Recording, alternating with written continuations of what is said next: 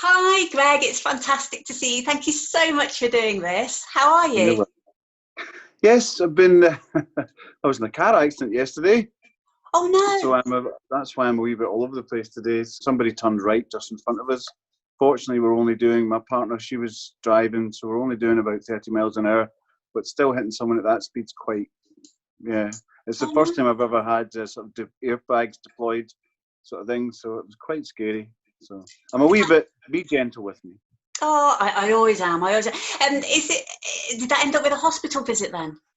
Yes, we had to just to check over everything was okay. So Edinburgh University Hospital. So it's a fun. I mean, we were in Northumberland for a break at the weekend, and we were coming back, and we were passing by the Rosalind Church.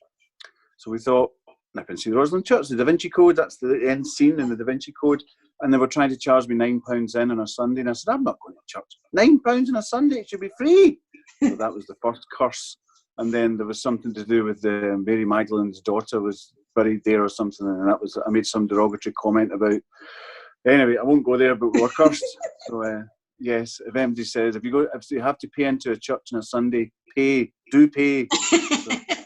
So, but fortunately, the wee car's okay. My partner's okay. I'm okay. The other person was okay as well. They must have got a fright, so I don't know why they turned right, but for some reason they thought they could turn right. So anyway, well, a wee bit shaky. It's all right. It's so lovely to see. Tell me a little bit about what you've been doing during lockdown then, because it's obviously nearly lifted. Well, I've got a 7-year-old daughter, so there was lots of homeschooling. Her mother is a lecturer, so she was having to reskill and doing online teaching. So I was taking our daughter as much as I could to homeschool her, and we've got a great school, great headmistress, so the whole online educational packs were great. So I've enjoyed being a teacher. I mean, it's not, yeah, I appreciate teachers much, much more now, as every parent does through the lockdown. So once that ended, Pat and I have been making new music. So I'm just trying, fortunately, we wrote 18 new songs before March. We're so lucky. So I'm just trying to make my way through them. But he's in London and I'm up here in Glasgow. So we've not actually been in physical contact with each other since March. So the last gig we did was in March. So it's been the longest we've been away from each other. But Zoom's been great, but we just can't perform together. It's been really difficult. The technology's not here. Yeah, so I was really intrigued to ask you actually about your brother, because I've got 2 little boys, exactly the same age gap, 3-year age gap as well. How were you guys when you were growing up? Were you best of friends, or what was it like? We were the best of friends. No, I don't think many brothers are the best of friends. Pat was very academic, and I was very creative. So I was playing in bands since I was a kid. We both listened to a lot of records together. We were raised by a nana because mum and dad both worked. So her son passed and he was in London. So his belongings came up and we got his record collection. Wow. So we were listening to lots of Count Basie and Frank Sinatra and John Coltrane and Charlie Parker and Stevie Wonder and Marvin Gaye. And for 2 wee guys from a small town called Coatbridge, this was a treasure chest of music. So Uncle Bill, we used to call him, left us that legacy. So I guess from that we grew up with a common love of music and the same sort of music. So, but we weren't friendly. But then there was one instance where the band I was in, one of the guys left the band and we needed a singer, and I offered my brother, and they said, "Well, that's Swap, Pat Kane." I said, "Yeah, well, he might be a swap, but he's a good singer." And they said, "Yeah, he is a good singer." So that was the first band we were in together called the Winning Losers, and that was in 1981. Looking back now, though, does it seem, really strange to think you've had the whole of your career with your brother? It's fantastic, really, isn't it? I must admit, when you ask your friends about their siblings, most people see their brothers or sisters at Christmas or weddings. Not very, very few people spend as much time as Pat and I do with each other. But we've got our little mechanisms we deploy so we don't get on in each other's spaces as much as we can. And also, brothers and sisters very rarely sort of emote in the level that you do when you're on stage. So when people come and see Pat and I play, you're watching 2 brothers being very emotional with each other, and it's on display in front of hundreds, thousands, and thousands of people. So it's a very rare thing, and it's a very entertaining thing. audience coming to watch two brothers deal with all their issues live on stage. Sometimes it's flared up. Yeah. I won't pretend that it hasn't. But most of the time, it can be very, very powerful and very emotional. And we're very lucky to be able to do that. And but off stage, so when we stay at the same hotel, the rooms have to be as far away as possible. And it's quite funny when you check in. The girls usually laugh at the guys that check in, usually laugh and say no. So sometimes I've taken to the extremes where they've put Pat in a different outbuilding as far away from me as I possibly can. Because before gigs, I like to sleep for an hour. Pat likes to practice. So I want some other poor businessman's got to deal with going, like for an hour. And in the morning, he gets up at the crack of dawn and he puts his TV on so loud. So I've had years of suffering that. So we don't stay in the rooms next to each other. We don't eat together. That's another thing. So, well, Pat eats very fast. So once he's finished, he just stares at your dinner. And you think, do you want some? And he'll say, you finished that? No. But why? So we don't eat together either. So we don't stay in close proximity overnight and we don't eat together. And that seems to keep us in a good place. What great qualities has your brother got then? What great qualities? He's very generous. He's very kind. He's very protective. To have someone with his intellect and his ability to analyse cultural situations or social situations, he's sage-like sometimes, my brother. He takes a step back and he can overview the whole thing and give you nuggets of wisdom or perspectives that you would never thought of on your own. So he's like a proper big brother that way. Yeah, he's very mindful, Pat. Oh, that's really kind. I was going to ask you a little bit as well about the fact that you're obviously an incredibly talented musician. You're classically trained. Thank you. My mother's classically trained pianist as well, and I just wanted to ask a little bit about that. Where did you train? Well, we had a piano teacher that lived a few doors down when we grew up, and I think one day she was touting for business. And she met my mum in a local store and said, any one of your boys want to play piano? And she said, I'll ask them. So I was first downstairs that morning. And she said, do you want to learn? So me, Mrs. Buchanan taught me from an age of 9. And I did all my exams in a place called the Athenaeum. It was part of the Royal College of Music in Glasgow. So I did many exams. But your mum must be used to the hours of practice. It's quite...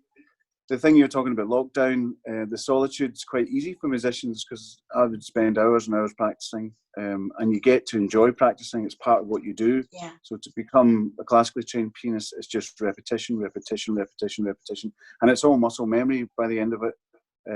So I mean, every now and again, I can serenade my partner with a little bit of Beethoven. It seems to work. I was going to ask you actually, you're orientated towards any classical musicians. You know, who would you say? I mean, it goes back and forth, doesn't it? I mean, it can go. I mean, I don't mind some Strauss, to be honest. I don't mind a bit of waltzing and Haydn and Beethoven, Mozart. Obviously, you go back and forth between Beethoven and Mozart. I'm enjoying the Beethoven stuff again because the BBC have been running this Inside Beethoven program, and he wrote the Fifth Symphony when he was deaf. Yeah. I mean, really, and he wrote Symphony Number 6, 7, and 8 when he couldn't hear. I mean, they are quite bombastic, those symphonies, and they kind of do think, well, maybe they're so bombastic because he couldn't hear them, and he was just compensating for that. But he's an incredible character, Beethoven. So, as I say, it jumps between a handful of them, but at the moment, I'm listening to a lot of Beethoven at the moment. Do you think, in your opinion, classical music still has an appeal for, like, the younger generations? Well, in Glasgow, we have the Royal Conservatoire, which is one of the top 10 music schools in the world, and the kids are incredible, and you get to hear them in the local bars, you get to hear them in local restaurants, because they're all out trying to earn money, and the Conservatoire's got such an image within the city that these kids can get jobs anywhere. So when you see these young students enthuse about classical music as much as they do, yes, I think there's a strong love of classical music, especially in Glasgow. And Glasgow is a UNESCO city of music, so it's world recognised as a city of music. So music is everywhere here, and the young kids seem to embrace it. A lot of great young jazz musicians in Glasgow as well. So yeah, we're very lucky. Pat and I You're not. get to You're choose. not. Oh, sorry to interrupt. You're That's not right. just a pianist, though, are you? You play several instruments, don't you? Yes, I play saxophone, I play guitar and bass, a bit of drums. Wow. I loved playing saxophone, but they couldn't sell a singer and a saxophone player because it's like too similar. So when we first signed our record contract, I was still playing a lot of saxophone, and they said, "What else do you play?" And I said, "Well, I play this. I play piano." And I said, "Well, can you just do piano and voice?" So I kind of hung my saxophone up. There's a few moments on YouTube still hanging around where you can see me play, Oh, wow. and some of my, well, when I was growing up, the music I was listening to was like The Beat and Madness, obviously, and um, lots of Joe Jackson. There was saxophone all over those records, so there was lots of pop records that I could play saxophone to. So it wasn't purely just a jazz instrument back in the 80s. It was all over records. And of course, I remember learning Hazel O'Connor's Big Ballads, and then what was the other one? The Boomtown Rat Trap. So I mean, there was loads of saxophone everywhere. So it was a popular instrument for a young kid in the 80s to play.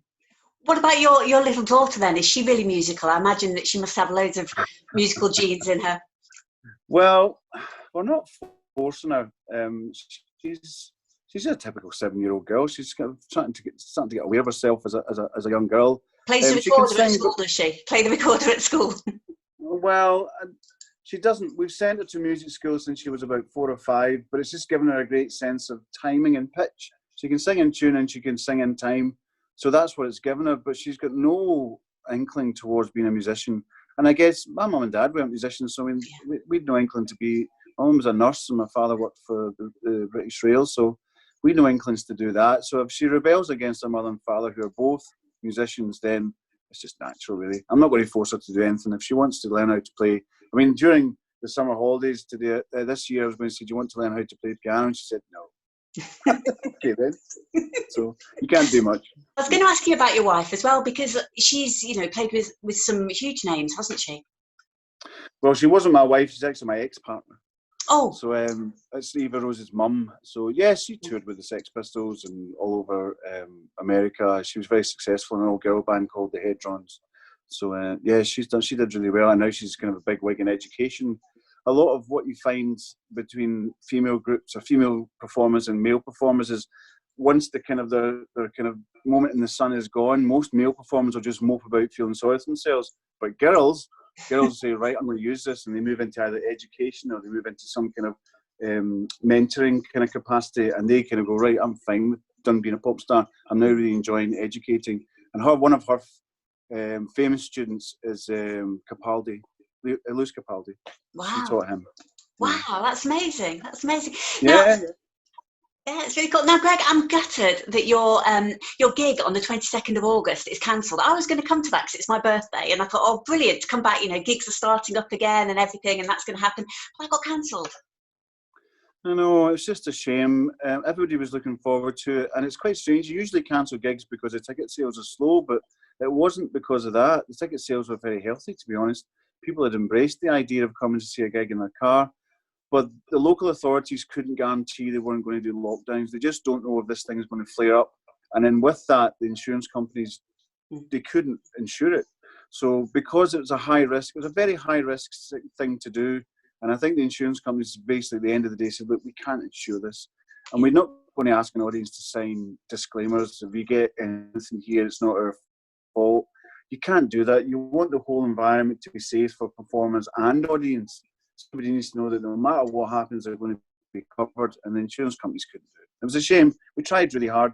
Pat was so looking forward to it, but he made a point when we had the Zoom conference to discuss it. He made the point that he's the spreader because it's the singers that are spreading or potential to spread more than us. So it's all the people that sing that are the problem. So he felt so bad about it. And I said, well, so my band was so excited about playing. It's the messages I get from them. I check in with them every few weeks to make sure they're okay. But the message I get from all musicians is we took it for granted a little bit. The excitement and the rush that you get from playing live, but we'll never again take it for granted. Yeah. You'll just respect it, and you'll just you never take it for granted again. And people are so missing playing live. It's never again. Fans are missing seeing everyone playing live. You know, it is so it's so hard, but you have got so many things to look forward to, haven't you? Later this year and the start of next year. Yeah, yes. We just want everybody to be safe. You know, we're starting to do.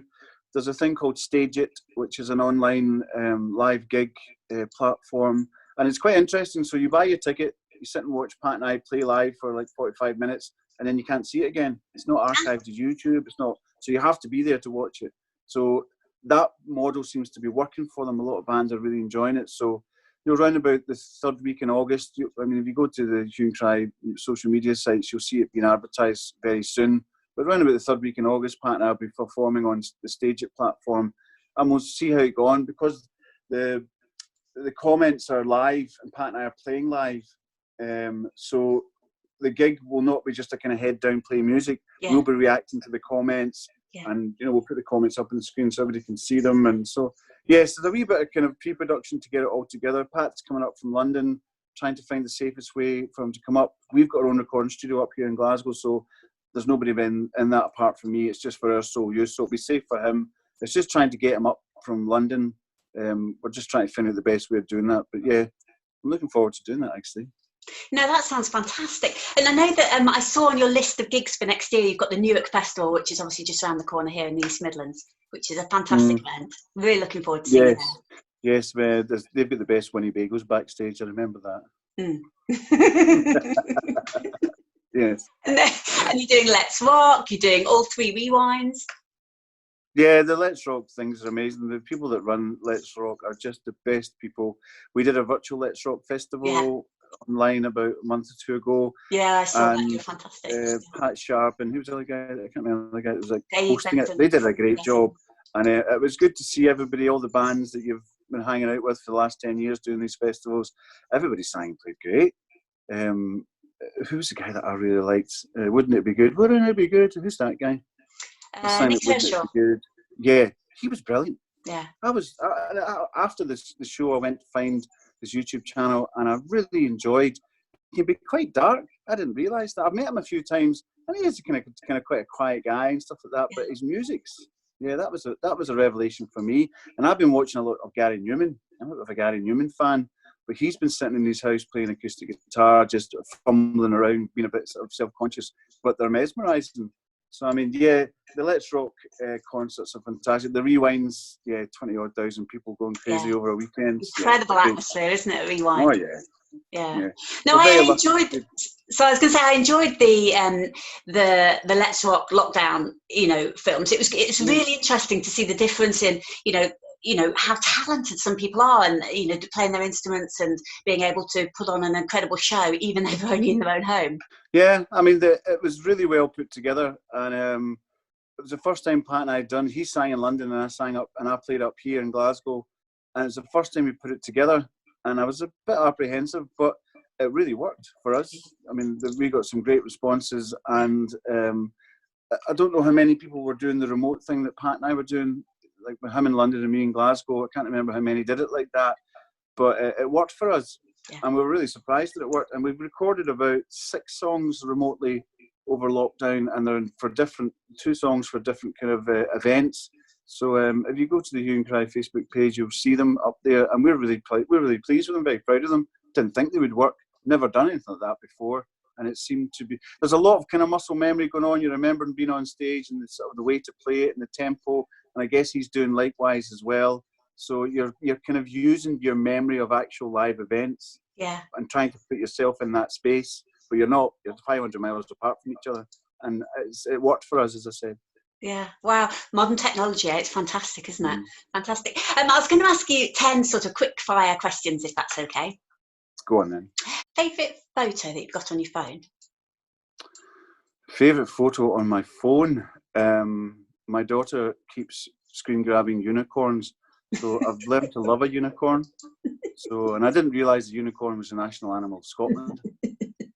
Gotta love a unicorn. So my daughter keeps screen grabbing unicorns on my phone. So it makes me smile every time they come up by mistake. Favourite song from the 80s that's not one of yours? Oh, Automatic. Was that the Pointers? No, Pointers. So who sang Automatic? No way to control it. Who sang that? We need to find out who sang Automatic. Automatic. Okay. But I don't remember who sang it.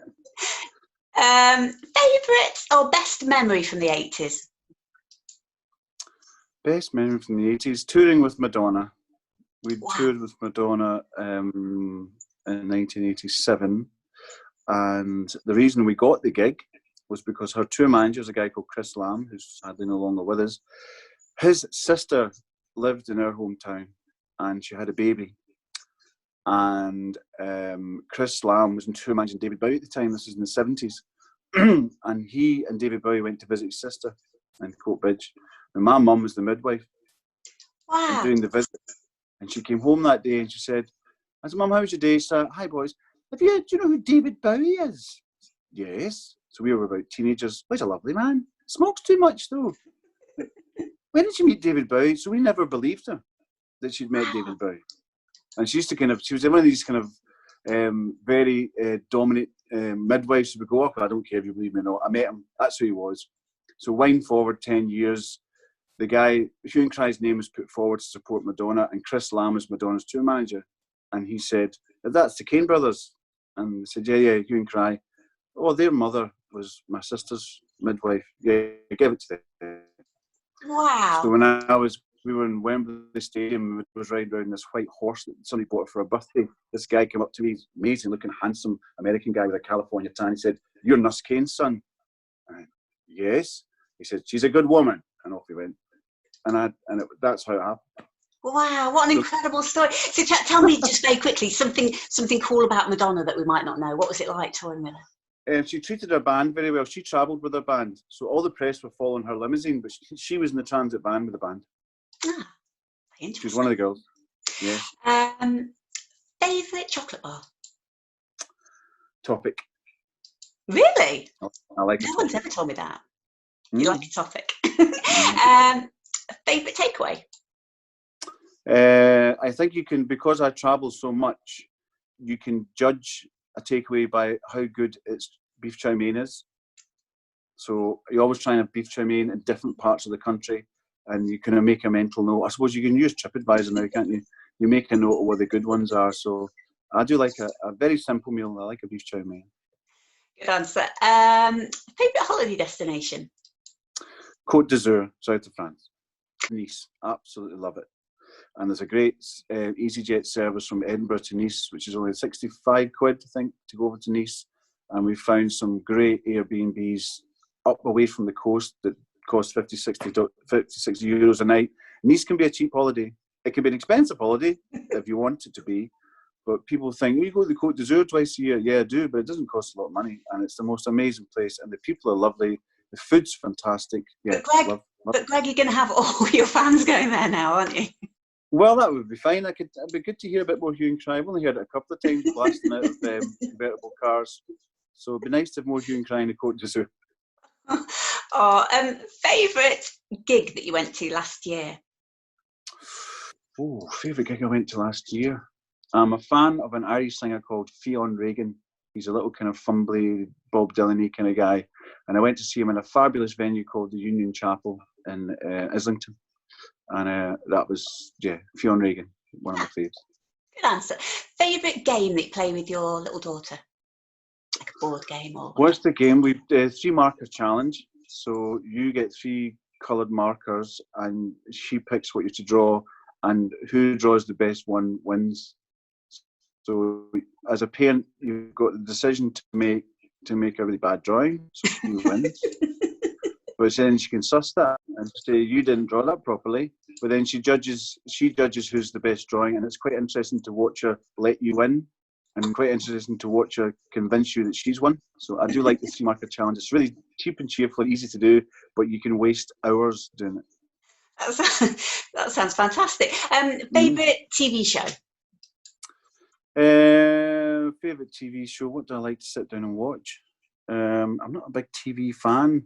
I've got lots of YouTube channels that I like to watch, but from back in the day, I like Starsky and Hutch, I must admit. every time it appears. Or the Rockford Files. Do you remember the Rockford Files? If the Rockford Files come on TV, I'll stop what I'm doing, I'll watch it. So yeah, the Rockford Files, 90s classic. Okay. Best thing about being a little brother? The best thing about being a little brother, I guess you've got someone to look up to and you've got someone to lean on.